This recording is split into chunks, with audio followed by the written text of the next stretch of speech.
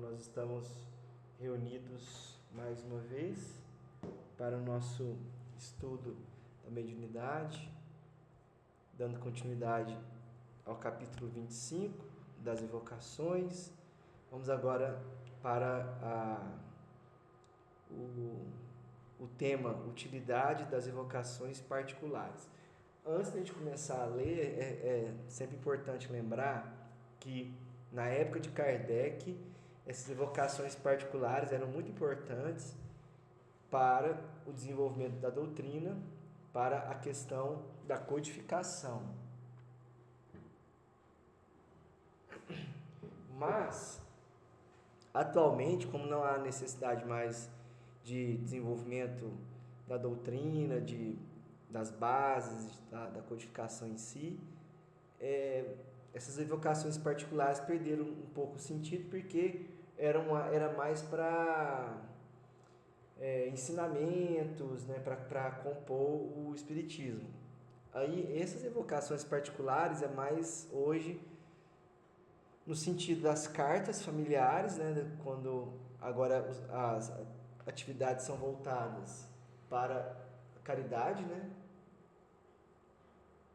para auxiliar o próximo, ou numa reunião de desobsessão que tem uma mensagem de um benfeitor, por exemplo, ou uma mensagem particular, uma mensagem direcionada para algum componente do grupo, mas, novamente, existe uma finalidade de auxílio, de caridade, não é mais a finalidade principal de codificação, de estruturação.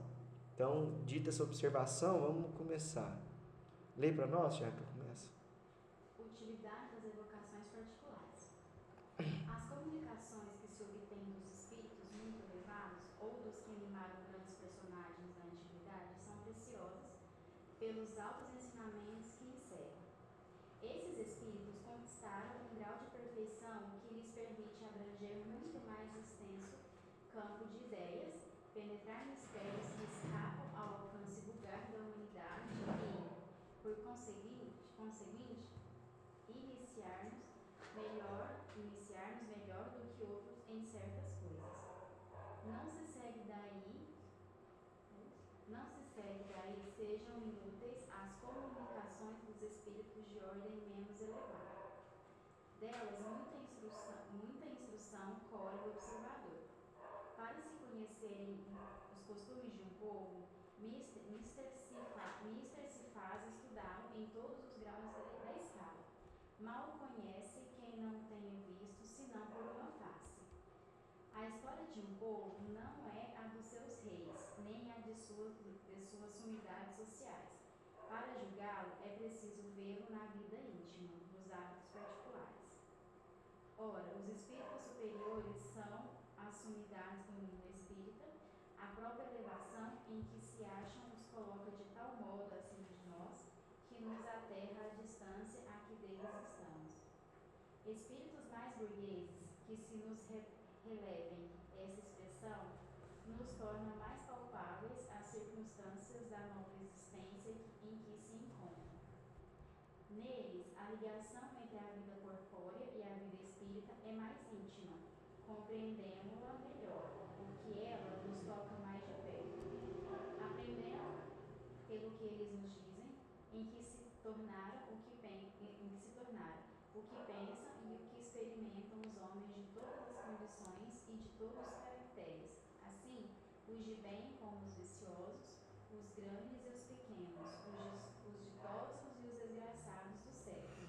Uma palavra, os que viveram entre nós, os que vimos e conhecemos, os de quem sabemos a vida real, as virtudes e os erros, bem lhes compreendemos as alegrias e os sofrimentos. A umas e outros nos associamos e destes e daqueles tiramos um ensinamento moral, tanto mais proveitoso quanto mais estreitas forem as nossas relações com eles. Mais facilmente nos pomos no lugar daquele que foi nosso igual, do que no do outro que apenas divisamos através da miragem de uma glória celestial. Os espíritos vulgares nos mostram a aplicação prática das grandes e sublimes verdades, cuja teoria os espíritos superiores nos ministram. Aliás, no estudo de uma ciência, nada é inútil. Newton achou a lei das forças do universo no mais simples dos fenômenos. A evocação dos espíritos vulgares tem, além disso, a vantagem de nos pôr em contato com espíritos sofredores que podemos aliviar e cujo adiantamento podemos facilitar por meio de bons conselhos. Todos, pois, nos podemos tornar úteis, ao mesmo tempo que nos instruímos. Há egoísmo naquele que somente a sua própria satisfação procura nas manifestações dos espíritos, e dá prova de orgulho àquele que deixa de estender a mão em socorro dos desgraçados. De que lhe serve obter belas comunicações de espíritos de escola, se isso não o faz melhor para consigo mesmo, nem mais caridoso e benévolo para com seus irmãos deste mundo e do outro? Que seria dos pobres doentes se os médicos se recusassem a lhes tocar as chagas? é o que acontece hoje, né? Muitos médicos nem se dão ao trabalho de tocar os pacientes, né? Mas enfim, aqui a gente vê o cuidado que o Kardec teve para falar sobre a utilidade dessas evocações, que pode ter todo tipo de espírito, né? Que ele compara com o povo. Você não consegue conhecer o povo como um todo se você não conhecer todas as classes sociais. Aqui ele separou, né, em reis, nobres, burgueses e camada mais pobre, assim, né, o povo mesmo. E tinha que, vamos supor que você quer conhecer todo mundo, você tem que conhecer todas as camadas e não só conhecer o lado social, mas também o lado particular daquela pessoa. Então, uma civilização se conhece pelo estudo metódico de todos que a compõem. Então, aqui também ele compara com o mundo dos espíritos, né? Que no mundo dos espíritos tem uma escala espiritual, tem todo tipo de espírito. Tem espírito atrasado, espírito malfeitor, espírito ainda início né, que está começando a evolução, né? Claro que esses é mais difícil comunicar, né? Esses espíritos mais primitivos, porque eles estão ainda desenvolvendo a sua inteligência, mas desde espíritos iguais a nós, até espíritos bons, até espíritos superiores, né? É claro que a comunicação de um espírito superior é mais difícil, porque são em situações raras que eles se comunicam. No caso da codificação, havia uma como é que fala a palavra? Tinha era mais Necessário? não, era mais constante, acontecia mais vezes, né? Fala. Mais comum.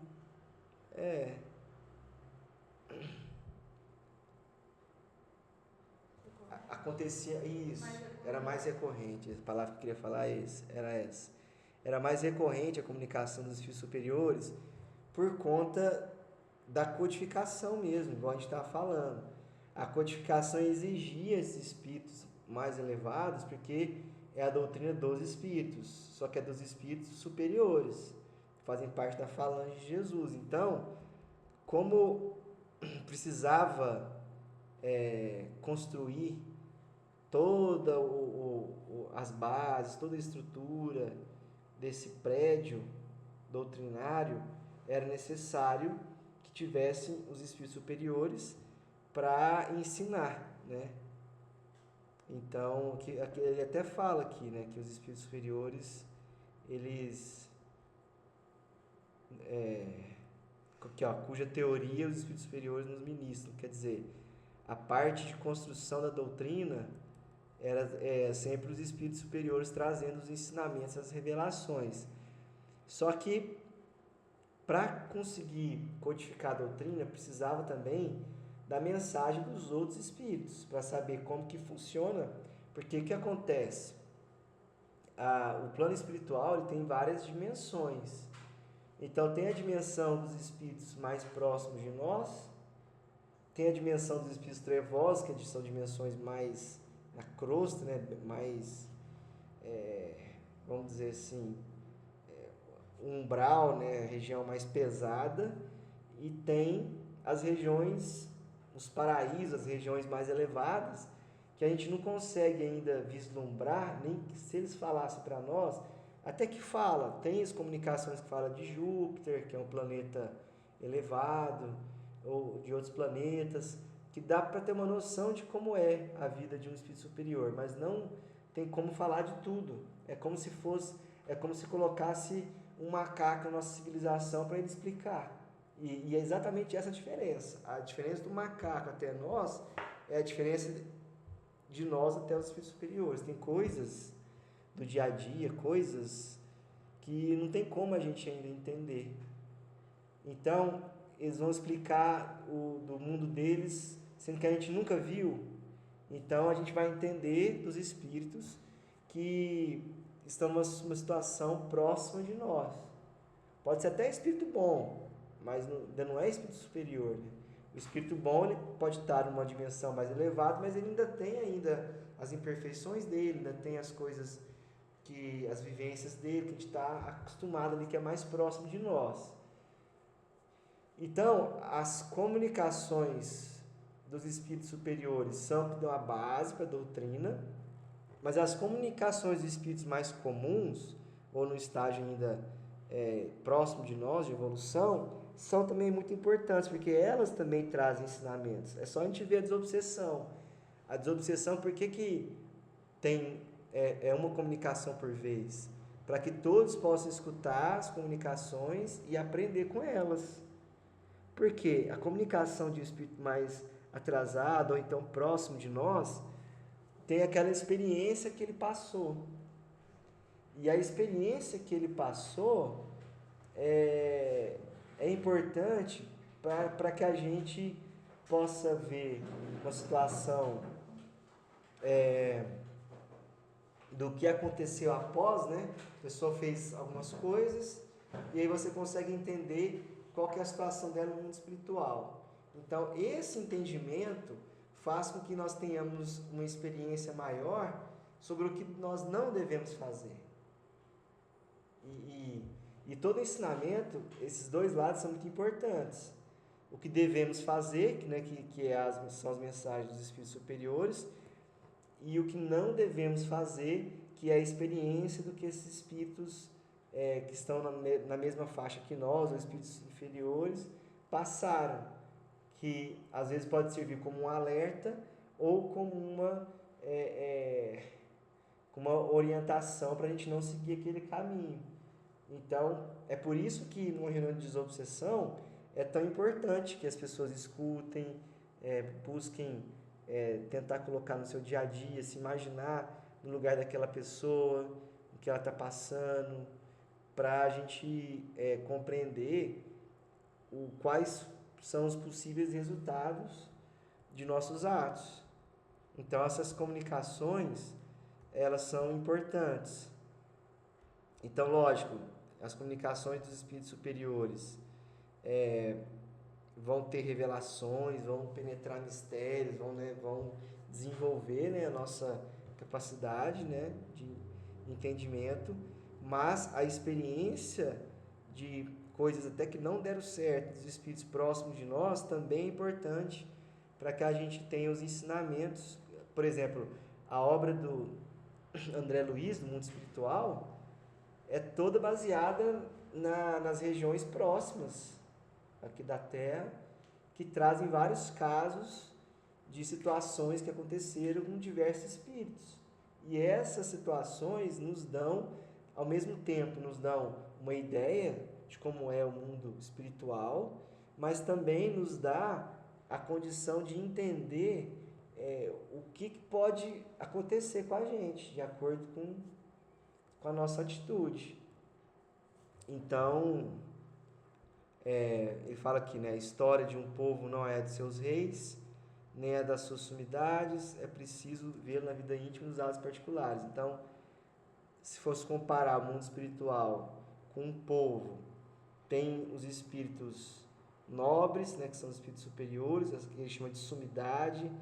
Tem os espíritos burgueses, que são os espíritos de uma condição melhor um pouco, né, uma condição pior do que os superiores, mas melhor um pouco que a nossa. E tem os espíritos que ainda estão ainda em pobreza espiritual, vamos assim dizer. Pobreza espiritual, dizendo no sentido de pouca evolução espiritual, que vão nos trazer também ensinamentos. E aí a gente consegue entender como é que é a condição do mundo espiritual. Então a gente precisa de todas as mensagens. Mensagem de suicídio, a gente vai entender os males do suicídio, as mensagens dos avaros, né, dos apegados à matéria, a gente vai entender o que acontece, ou dos ciumentos, ou que tem ódio, a gente vai entender o que faz com os espíritos que estão ao redor dele e com ele também. A gente sabe, por exemplo, que quando o espírito fica muito focado num pensamento só, o espírito só pensa em vingança, vingança, vingança. Ele pode virar um ovoide, né? O perispírito dele pode restringir e ele virar um ovoide, e aí ele fica nesse pensamento único, vibrando nesse pensamento fixo.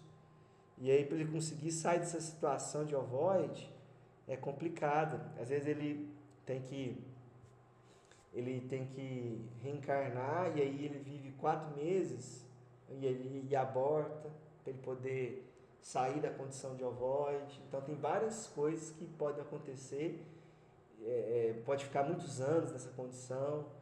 Então, por isso que o orar e vigiar é tão importante, né? Tem muitas coisas que podem acontecer com a gente, principalmente se a gente ficar no pensamento fixo. A gente tem que buscar ter equilíbrio, né? O que mais aqui?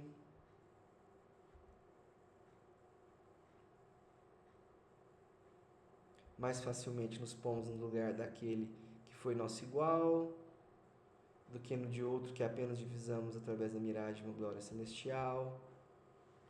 Que os espíritos vulgares nos mostram a aplicação de grandes e sublimes verdades. Então é como se fosse a parte prática, né? Os espíritos superiores nos ensinam a parte teórica, as revelações, e os espíritos vulgares nos ensinam a parte prática, o que acontece com eles, causa e efeito. Então nada é inútil.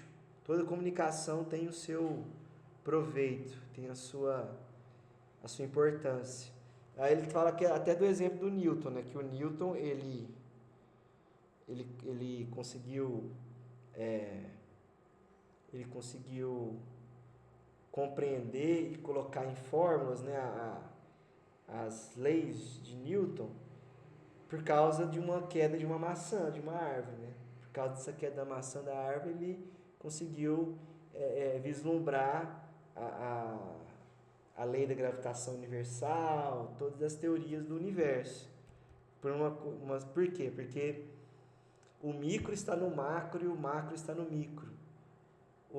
Tanto no simples como no complexo, são os mesmos fenômenos que regem.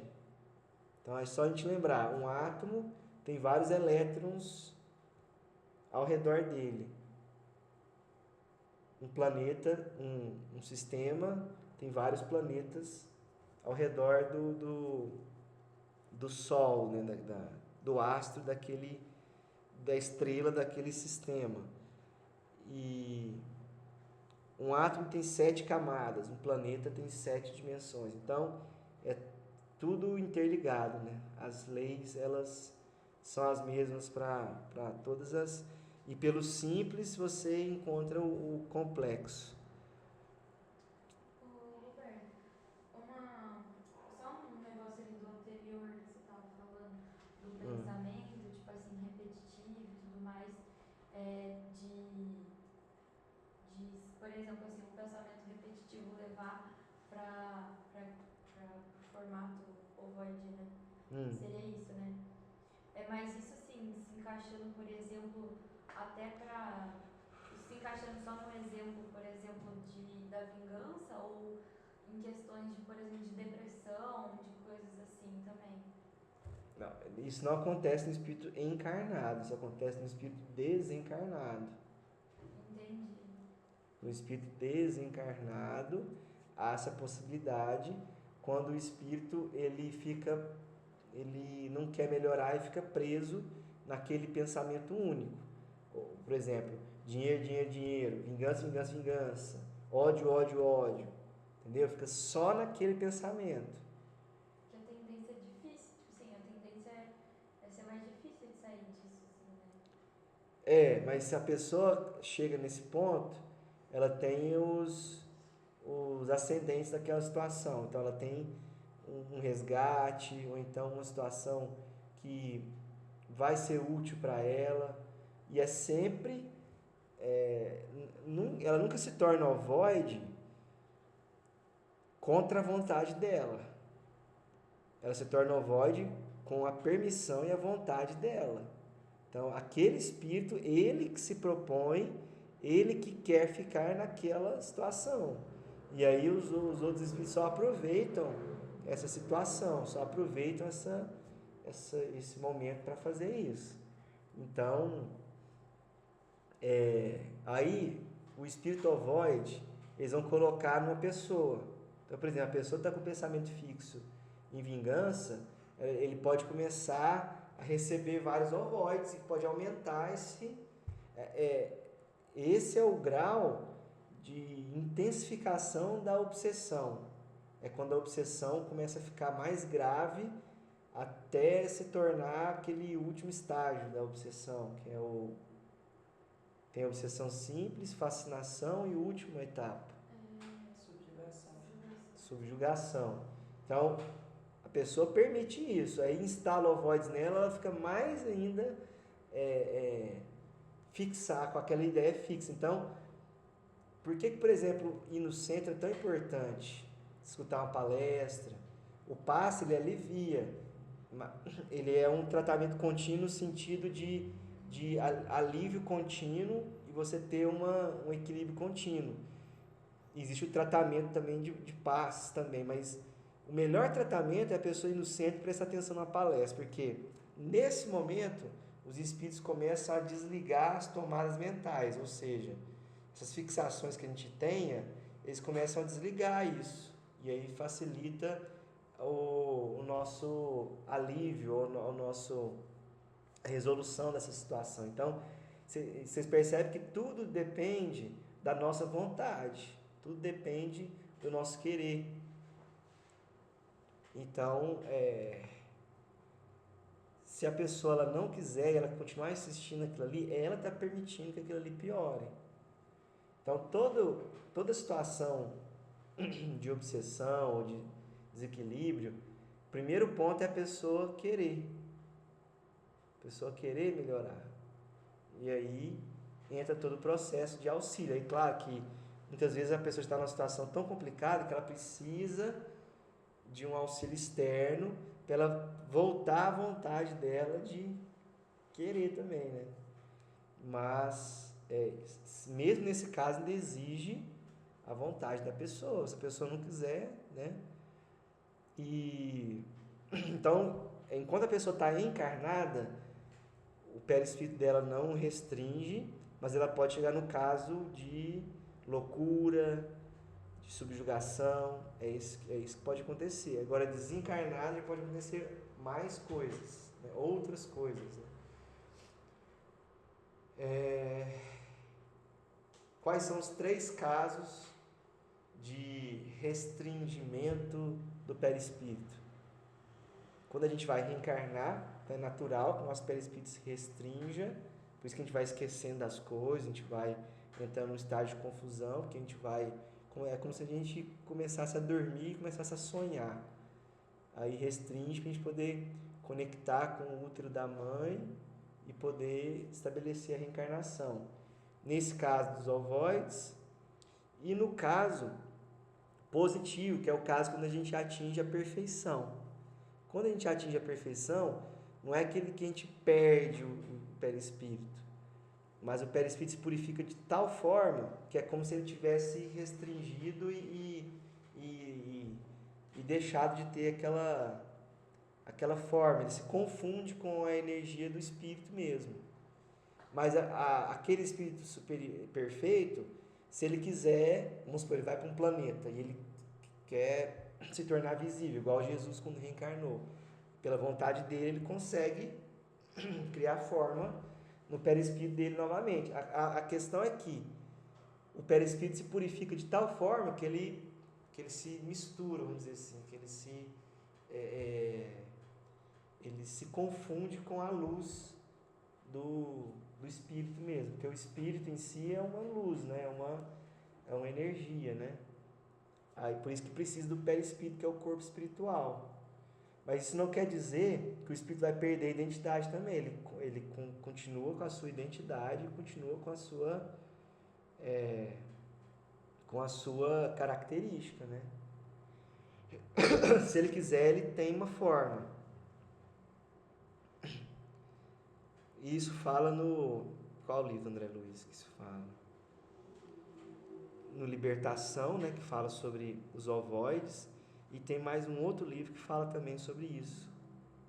Em quais momentos que o perispírito restringe. Aí teria que pesquisar na obra de novo, do André Luiz. Mas, enfim, outro ponto da evocação é o que a gente mais tem proximidade atualmente, que é no sentido de ter o contato com esses espíritos sofredores para a gente poder ajudar, ser instrumento de auxílio deles de alguma forma. Hoje, a principal forma de evocação é para isso. É uma atividade de desobsessão para auxiliar os irmãos que sofrem. Então, é uma lição para nós e, ao mesmo tempo, a gente ajuda eles.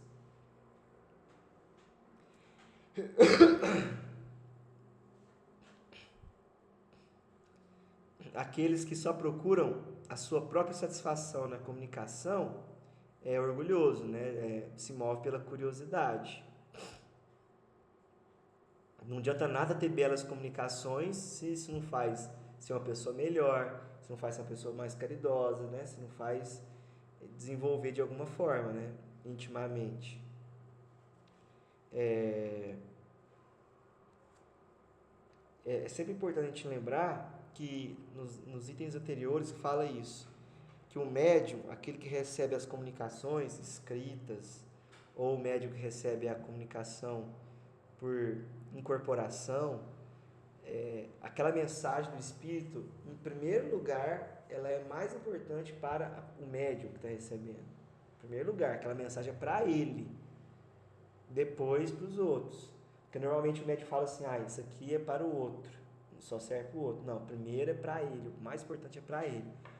Por isso que fala assim que o médium escreve a sua própria condenação. Por quê?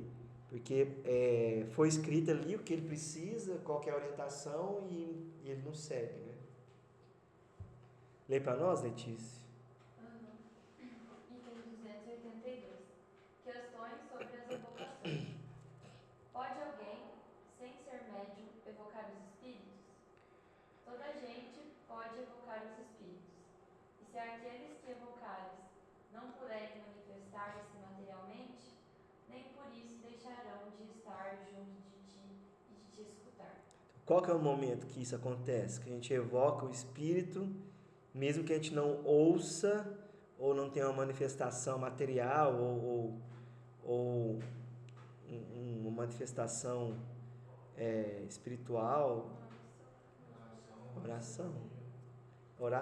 Na oração a gente está evocando o espírito quando a gente direciona e está conversando com ele. Aquele espírito, ele pode até não estar presente no ambiente, mas tem aquela conexão e ele passa a escutar, né?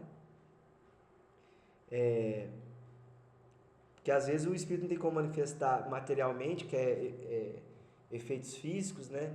E nem efeitos intelectuais, né? Porque tem dois tipos de efeitos, efeitos físicos e efeitos intelectuais. Os efeitos intelectuais é a psicografia, a psicofonia, então às vezes não tem como eles comunicar assim, né? mas eles sempre atendem, né? A oração é uma forma de evocação. Segundo, o espírito evocado atende sempre ao chamado que se lhe dirige? Isso depende das condições em que se encontra, porquanto há circunstâncias em que não o pode fazer. Isso. Por quê? Às vezes ele pode estar em tratamento, às vezes acabou de desencarnar, não tem condição de falar, às vezes ele está numa região de sofrimento, que não permite ele comunicar, às vezes é um espírito mais elevado que está trabalhando em alguma coisa que não pode comunicar, né? Terceiro, quais as causas que podem impedir, atendo um espírito ao nosso chamado? Em primeiro lugar, a sua própria vontade. Depois, o seu estado corporal. Se acha encarnado, as missões de que esteja encarregado ou ainda o de ser, para isso, negada a permissão. Então, as possibilidades, né? Além daquelas que a gente comentou, do espírito estar num local de sofrimento, do espírito estar em recuperação, do espírito estar em missões, espírito elevado, estar em alguma missão específica. Outro ponto, o espírito não quer comunicar, é outra possibilidade. Outra possibilidade, o espírito está encarnado e já é mais difícil um espírito encarnado se comunicar, às vezes não tem a condição. É mais fácil quando ele está dormindo, ou então, se ele estiver acordado, ele tem que ter uma elevação espiritual maior, então é mais difícil. Está em alguma missão, ou então a espiritualidade superior nega a possibilidade dele comunicar. Às vezes ele até quer, ele até pode, mas a espiritualidade superior nega. Exemplo, a fila de psicografia de sofredores. Né? Às vezes o encarnado quer, o desencarnado quer também, mas tem uma ordem ali de atendimento de necessitados e a espiritualidade não permite naquele momento em que se quer aquela mensagem. Né? Há espíritos que nunca podem comunicar-se, os que por sua natureza ainda pertencem a mundos inferiores na Terra. Aí, ó. Tampouco podem os que se acham nas esferas de punição, a menos que especial permissão lhe seja dada com um fim de utilidade geral. Para que um espírito possa comunicar-se, preciso tenha alcançado o grau de adiantamento do mundo onde o chama, pois do contrário, estranho que ele é às ideias desse mundo, nenhum ponto de comparação terá para se exprimir. O mesmo já não se dá com os que estão em missão ou em expiação, nos mundos inferiores. Esses têm as ideias necessárias para responder ao chamado. Então, essa é uma condição interessante. O espírito, ele é de um mundo inferior ao mundo que ele está sendo chamado. Ele não tem condição, porque ele não tem condição nem de comparar, nem de linguagem, nem de nada para conseguir comunicar de alguma forma. Mas, um espírito comunicar num planeta inferior à condição dele, aí ele consegue, porque ele já tem condição porque ele já passou por aquilo ali, né? Então ele tem condição de... É como se nós comunicássemos no mundo primitivo. Agora, se a gente quisesse comunicar num mundo de espírito superior, não teria jeito. Né? Ou num planeta já regenerado. Exatamente. Então foi aquilo que a gente falou. Às vezes ele está numa esfera de punição, está no umbral, né? Se ele estiver no mundo inferior à Terra, não tem jeito também. Se ele estiver no umbral, tem que ser dado uma permissão. Beleza. Vamos passar. Lê para nós, Chico, o número 4. Por que motivo pode a um espírito ser negada a permissão para se comunicar? Pode ser uma prova ou uma punição para ele ou para aquele que o chama. Então, não é só a fila, né? Às vezes tem condição dele comunicar, não tem fila, seria possível ele comunicar, mas está sendo uma prova para o espírito que quer comunicar, que ele tem que esperar. Ou uma prova para as pessoas. Às vezes a pessoa quer ir lá no centro e quer já de cara receber uma mensagem da primeira vez. Às vezes ele vai ser provado para ver se ele tem constância, né? Para ver se ele tem continuidade, né? Quinta, como podem os espíritos dispersos pelo espaço ou pelos diferentes mundos ouvir as evocações que lhes são dirigidas de todos os pontos do universo? Ó, essa pergunta é interessante porque a gente tem que diferenciar, isso aí fala lá no Evangelho, quando fala sobre a prece, que aí fala sobre transmissão do pensamento, ele fala justamente sobre isso, que o som, ele se movimenta pelo ar. Então, o ar é o meio que o som se movimenta. Então, ele é restrito. Agora, o pensamento, o veículo dele é o fluido universal. E o fluido universal está presente em tudo. Então, o nosso pensamento, dependendo da forma que é dirigida, ele pode chegar do outro lado do universo, porque não tem esse impedimento do ar, entendeu? O fluido cósmico universal que é o meio, então ele pode ser levado para qualquer lugar, o nosso pensamento, né? Porque o som, ele é uma onda mecânica que é transmitido pelo ar. O pensamento é uma onda eletromagnética, é uma luz, né? Inclusive a gente fala que matéria mental ou um fóton mental, também falo na obra do André Luiz, porque o fóton é a partícula da luz, né? Então, e o meio que carrega essa luz seria o fluido cósmico universal. Então, ele tem como... E o pensamento, a velocidade dele é maior do que a velocidade da luz, que fala na obra do André Luiz também. Então, sendo maior que a velocidade da luz, consegue chegar a qualquer ponto.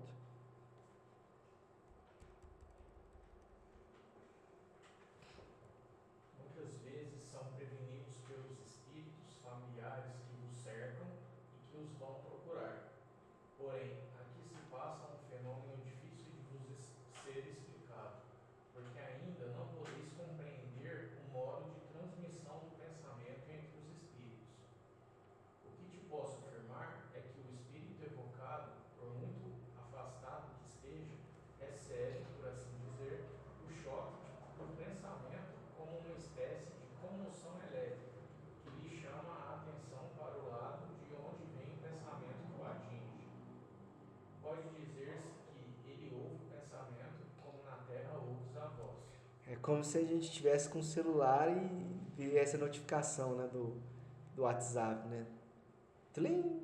Aí... Seja diferente, né, a forma que é levada essa comunicação, dá para fazer essa comparação, né? Porque também é uma vibração a voz.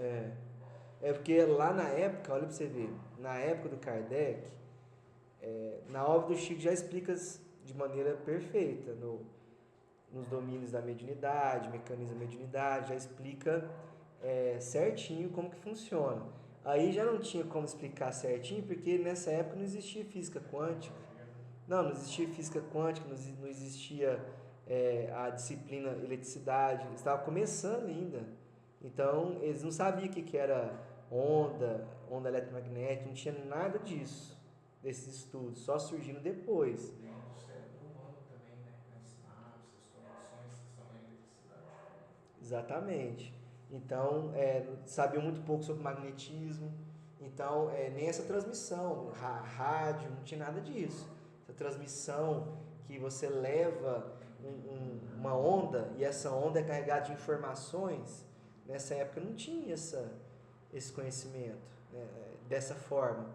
Então, o conhecimento a comunicação entre os espíritos é dessa forma. Ele envia uma onda, uma energia, ainda é mais, como é que fala? Ainda é menos material ainda, né? Ainda é mais etéreo ainda, né? Porque o perispírito do desencarnado é mais leve do que o perispírito do encarnado, né? Porque o encarnado tem o fluido vital, né? Que faz ficar mais próximo da matéria, né?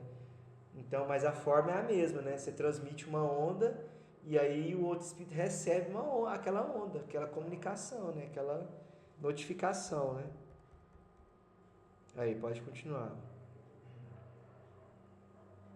Será o fluido universal veículo do pensamento, como o ar é o do som? Sim, com a diferença de que o som não pode fazer-se ouvir senão dentro de um espaço muito limitado, enquanto o pensamento alcança o infinito. O espírito, no além, é como um viajante que, em meio de vasta planície, ouvindo pronunciar o seu nome, se dirige para o lado de onde o chamam. Por que eles estão falando isso? Porque o som, por ser mão da mecânica, ele vai se chocando com o ar e aí chega um ponto que acaba, ele tem um alcance.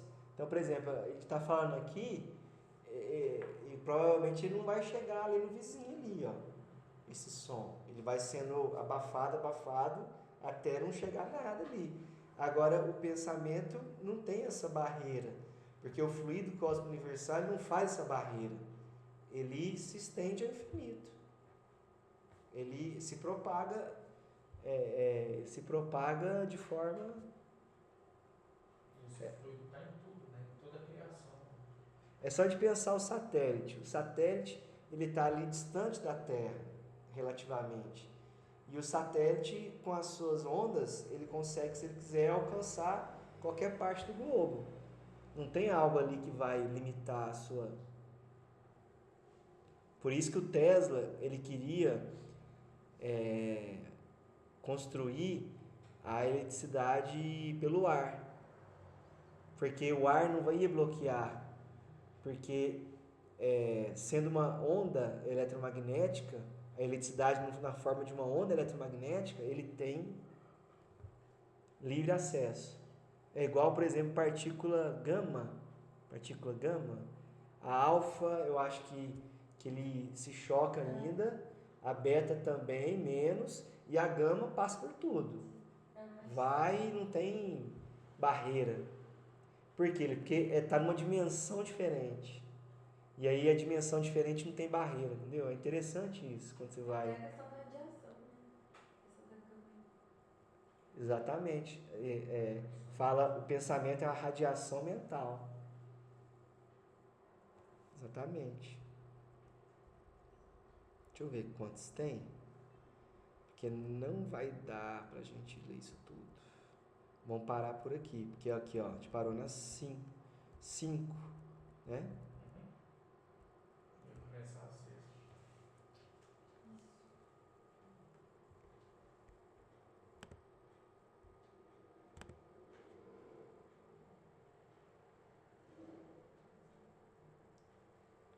Hoje é dia 1º, né?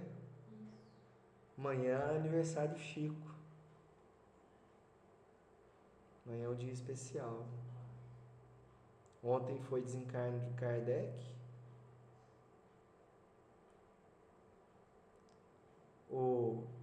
A continuidade que o Chico deu a Kardec foi tão